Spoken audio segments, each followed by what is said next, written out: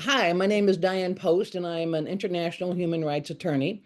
I am on the WDI International UN Working Group, and we decided to submit a paper to CEDAW about the fact that they must focus on women.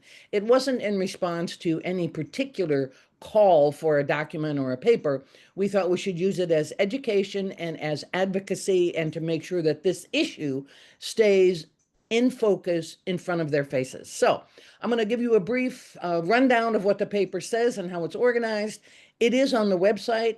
We would urge you to use it in your own advocacy and to also use it for your own CEDAW committee. So the first issue we focused on is that women are the most discriminated against and the most physically attacked in the world. Now, the trans ideology advocacy group tries to play the victim part and say, oh, poor me, feel sorry for me. I'm the most repressed in the world. It is simply not true. Facts have shown it and have proven it for centuries. As Reem Al-Salam said in one of her reports, those missing female babies in India and China during the one-child policy, they're not missing because of their gender. They're missing because of their sex. Likewise, those women and young girls who are forced to have female genital mutilation, that's not because of their gender, it's because of their sex. The male physical violence against women has been a worldwide epidemic, which everybody knows. It is the cause of violence, not only against women, but against the gender group as well. While they claim they're subject to violence, it's violence by men. So we need to focus on stopping the violence by men, not stopping the women. So CEDAW was specifically intended to focus on women because of these historical facts about women and because this violence, which they say in the document, represents the hierarchy that has been established to prevent women from having equal rights. It is the use of the violence that sustains the hierarchy that causes the inequality and the continued problem. So our paper pointed out that the issue is women's rights, which is mentioned in nearly every United Nations documents, and that the equality of women is a basic principle.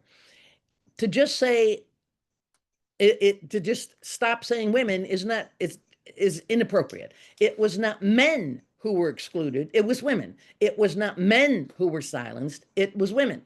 So when they crafted CEDAW, it focused on education, health, representation, in civil society and in government, reproductive justice, employment, citizenship, marriage and family, sports, and violence.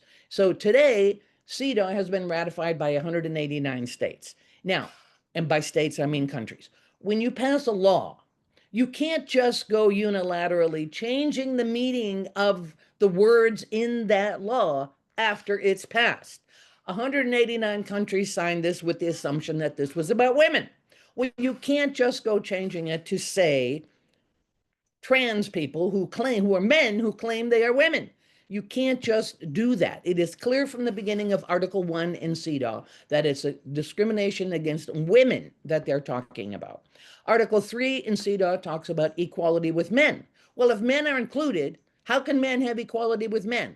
It begins to not even make any sense. Article 4, they talk about special measures or what the European Court calls positive measures, or in the US, we call it affirmative action, to speed up women getting to equality. Now, how are you going to take special measures for men to be equal with men? That wasn't ever the intent. CEDAW also takes measures for maternity and says that when you take measures for pregnancy or maternity, that is not discrimination for women.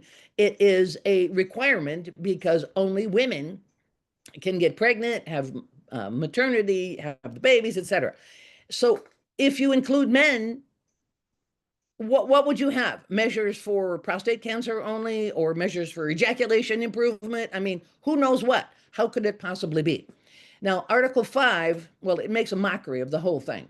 Article 5 specifically mentions that the problems women face are based on the inferiority of one sex and their stereotyped role. If you include both sexes, if it focuses on men as well, then this whole article doesn't make any sense. And gender, as we know, is based on stereotyped roles. So if you put men in, if you use gender as the descriptor, how do you eliminate those stereotype roles when that is exactly what gender is based on? Well, it gets stupider and stupider as you go on through the document and through the law.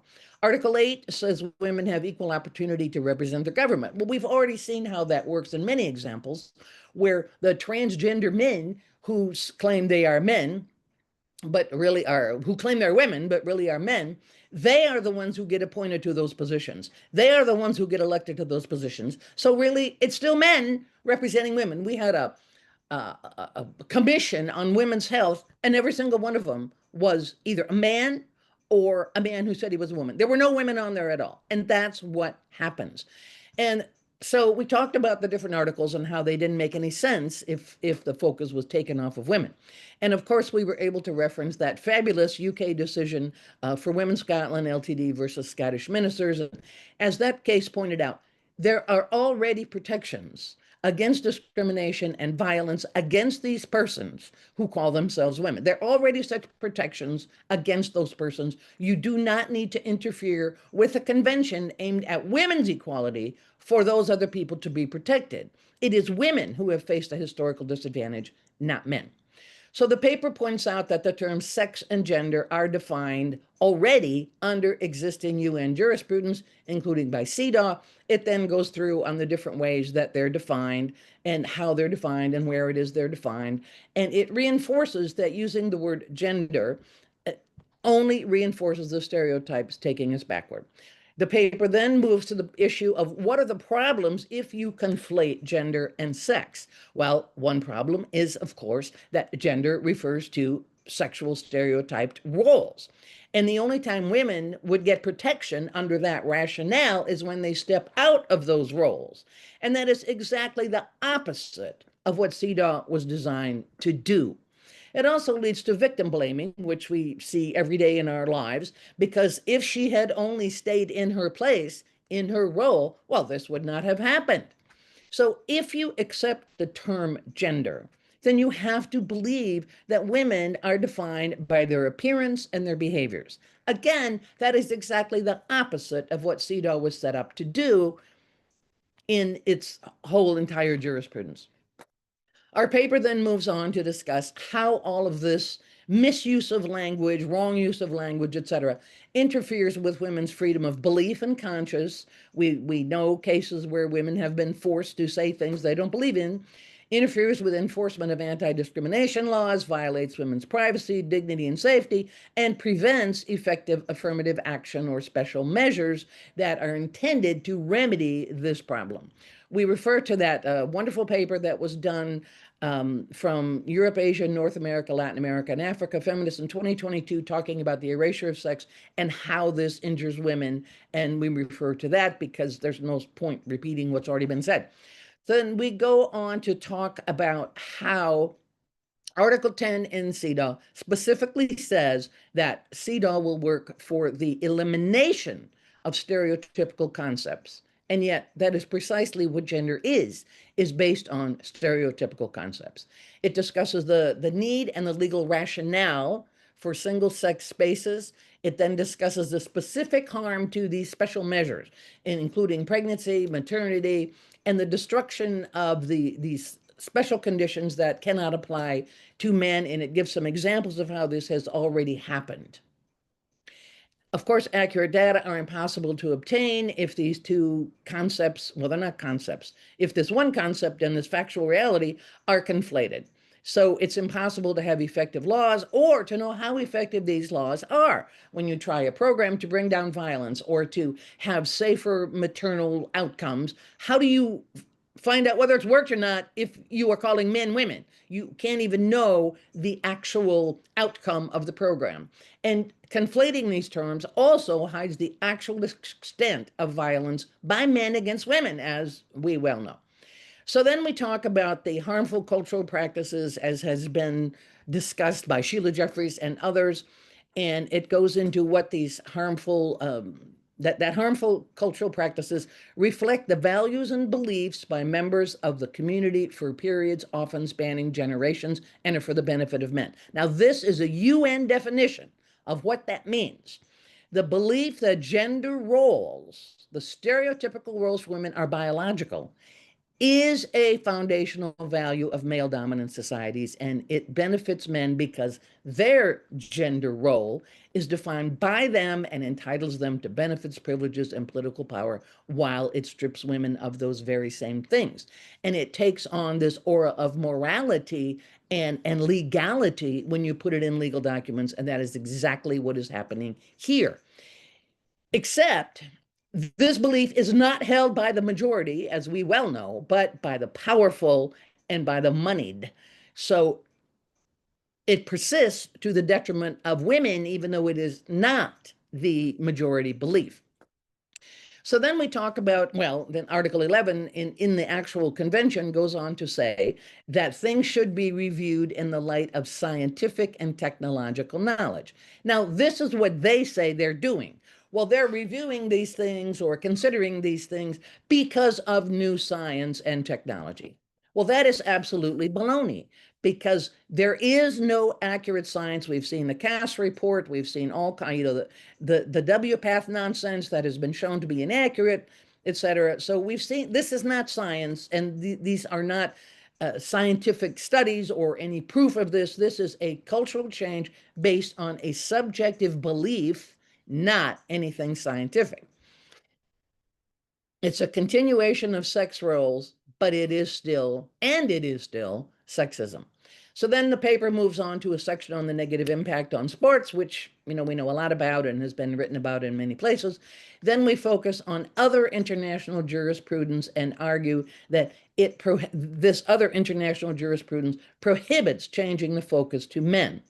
So if sex disappears, so does actionable discrimination against women. If we don't have sex, then how do we bring a discrimination case against women?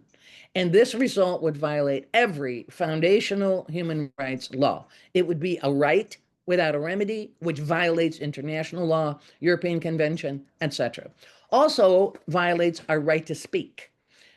We know we are often silenced because if you express gender critical beliefs, you are attacked. In the United States, one example we put in there is a woman was raped by a man by a penis. In court in the case, she was told that she must refer to this person as a female. Now, she knows he wasn't a female. She was raped by this person who had a penis, but she was told she would be held in contempt of court if she didn't refer to him as a female because he said he was a female. In Australia, a woman was censored on a website for saying that females had periods, which is a universal scientific fact, because it offended some men. Now, this is gaslighting women completely, absolutely gaslighting. It also affects the right to assemble, as has been discussed several times, because you can't have women-only events, lesbians can't join together, etc. So we conclude the paper by saying CEDAW must remain focused on women because of the abuse of women, and the discrimination against women is sex-based. The paper is on the website, the WDI website, so you can see it there. It was sent out to the CEDAW and the committee, of course. It was also sent to the press as an educational piece, and it was also sent to the WDI contacts in the various countries to use in their own advocacy with their own representatives to that UN committee and who might be appearing in front of that or filing a report with that UN committee. We also urge you to take a look at it and to use it in your own advocacy. Thank you very much.